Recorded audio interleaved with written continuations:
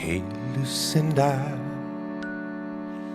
you come out drinking with me tonight. The summer's almost gone. Hey, Lucinda, time's running out. Hey, Lucinda,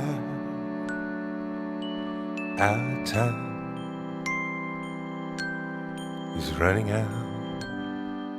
25 years is quite a landmark. How and through which way have the Tindersticks been paving the way throughout all these years? I think it's all been about small ideas, waking up, feeling a song in your head, something you want to explore. It's like little steps, and suddenly you look behind and it's a long time that you've, a long distance that you've covered with those little steps, but it's always about an idea, an idea that you want to grasp. I think naturally, I think that myself and Neil and David, we share a kind of a restless spirit, and I think that just naturally makes us not want to be in the same place we've been before. And I don't think we ever sit and say, hey, we're not doing this anymore, we need to do this. So it just kind of gradually kind of mutates, I think. I found love before I could identify it.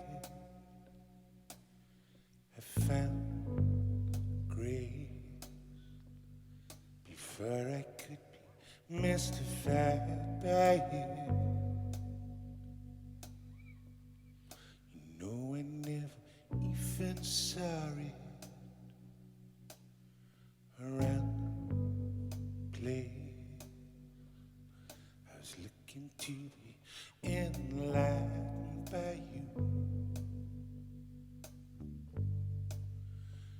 I'm a second chance man, a last chance stand. Here I'm a second chance man, a last chance stand.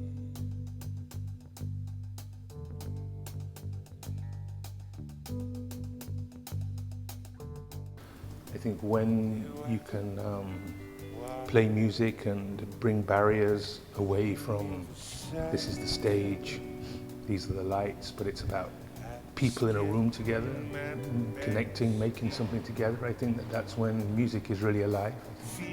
I never think about a specific place, but I do think about a journey that's satisfying.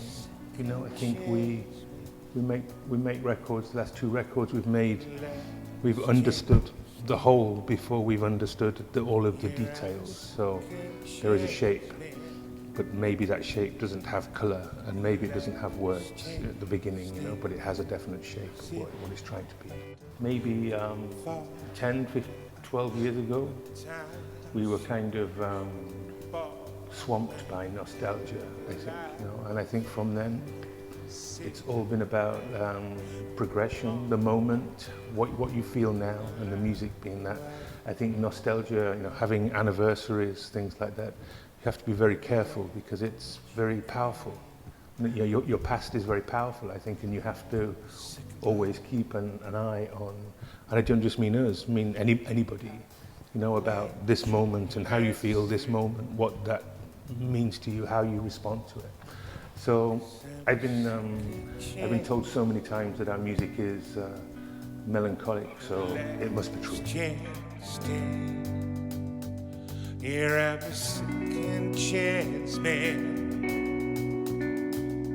a last chance. And what are you feeling now? What are the Tindersticks feeling now as a band? At this time and place? I think at this time and place we're coming to the end of a year of playing our songs from the waiting room in many concerts, and so I think there is a feeling for me of a sadness to leave it behind, because I think it's something that we really care about and it binds us together, but at the same time we're all desperate to think about making something new.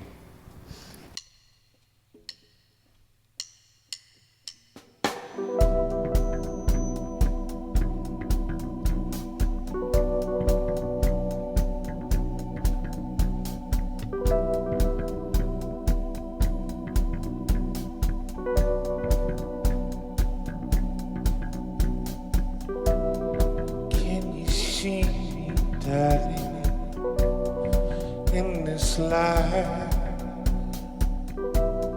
tuck into the shadows. Can you recognize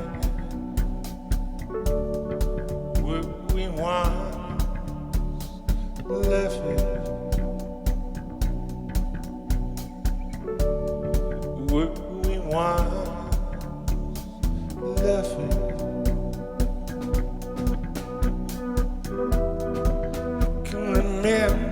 Feeling the fingertip,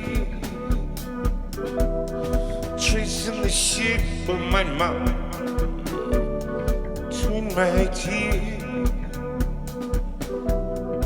lips down a line that's whispered, forgotten sigh, the secrets fading. I suppose I've come to realise that there is a huge visual element to the way that I think about music. I kind of imagine atmospheres, imagine feelings that I try and capture within music, and musicians they play and they respond and they enjoy it, and I think when that can come together, it can make something that's really great. I think it's about, to me, I think songs, when they're successful, is about capturing a moment rather than trying to have a narrative of something that begins here and ends here.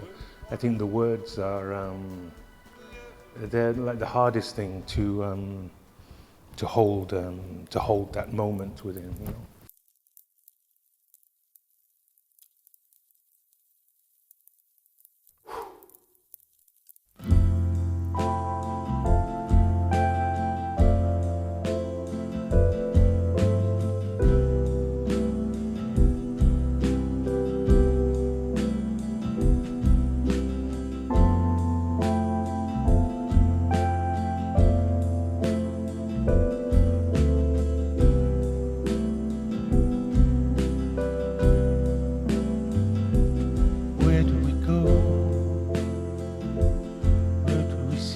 The great thing about music is you can respond, you know, like you can walk up to an instrument and you can touch it in the way that you feel at that moment. You don't have to think it through. You don't have to say, this is what this is. I think if you're going to make an album, you have to be true to an album as an art form. You can't just say, this is a collection of songs anymore. It's too particular, it's too niche, you know. It's like, you know, we all have, you know, thousands of MP3s on our computers of bits of music here and there. I think if you're going to make the effort to make an album, you need to have something to say. It's like making a movie, you know. I think it's whether, you know, you need to have to create a satisfying experience as a whole. I think space is important in the actual idea itself, because I think then with space in ideas there is an ambiguity and there is a question mark, and that question mark then becomes engaging when you're listening to it. It's not saying, okay, this is this, you understand it, you know what this is. It's like, it kind of asks you to make up your own mind about what's going on. So I think that I mean, we have a song that we will play tonight that's 25 years old. We don't play many songs, but there's a song from our second album called She's Gone.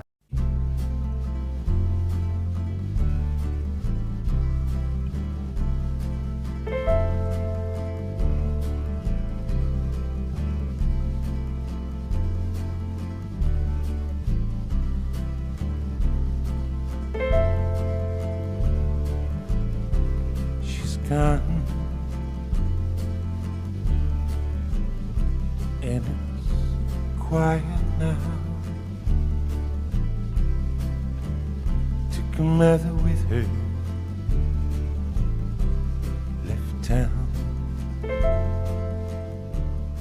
And when I wrote that song, it's a mixture of how I felt about my wife and my newly born daughter. And so I've never been able to understand it. So I've never been able to pinpoint what it is about that song that keeps me fascinated by it. And so I keep coming back because it's never about my wife, it's never just about my daughter. It's this strange space in between how I feel about both of them. And it becomes ambiguous. There's a space in the intent of the song that allows us to keep going back to it, I think.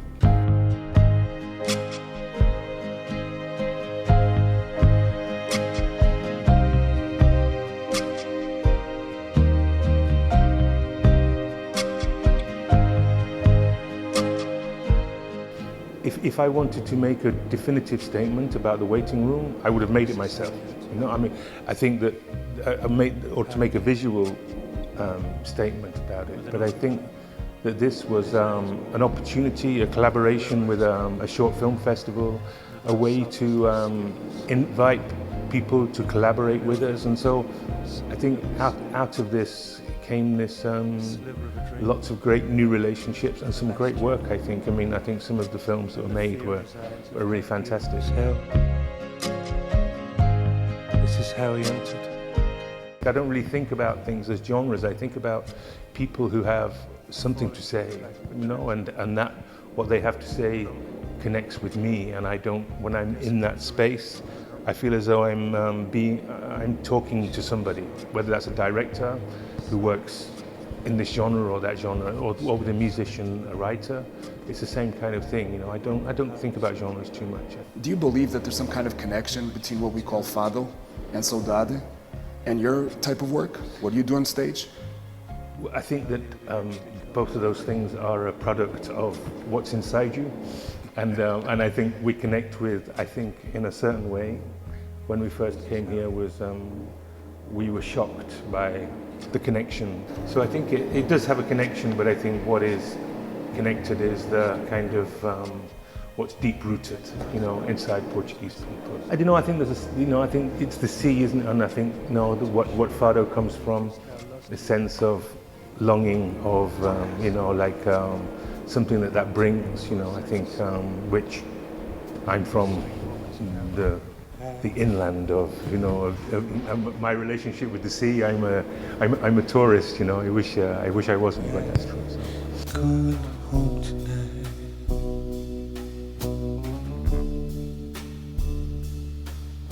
Steamy.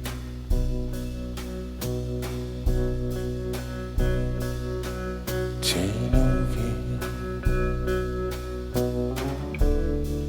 Turn.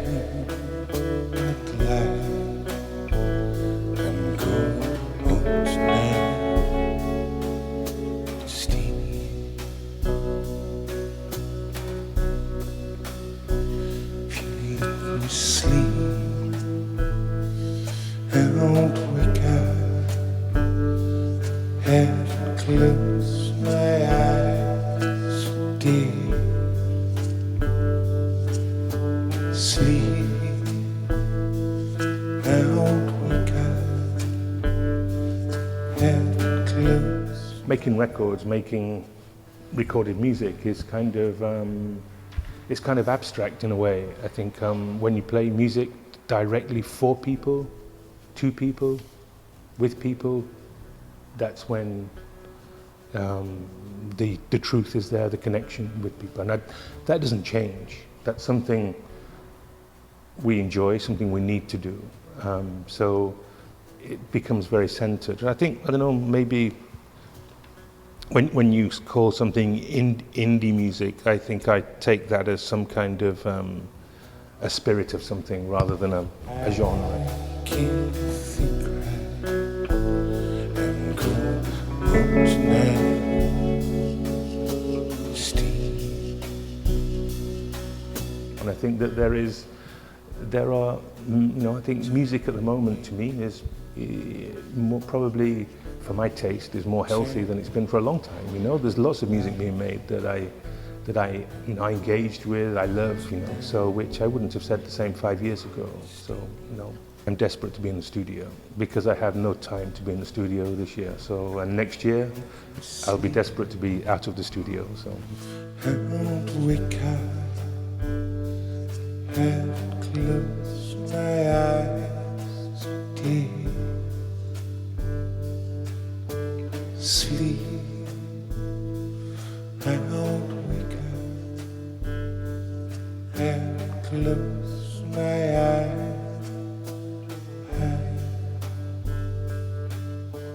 Fundamentally, if you make something, or you're the kind of person that has a need to make something, I think one of the hardest journeys is just staying true to what that is, the thing that keeps you needing to make something, I think, and not to let it become diluted, not to let it become in the distance, or to fool yourself that something else is more important than this, and I think so. Being true to that spark, I think, is the most important thing.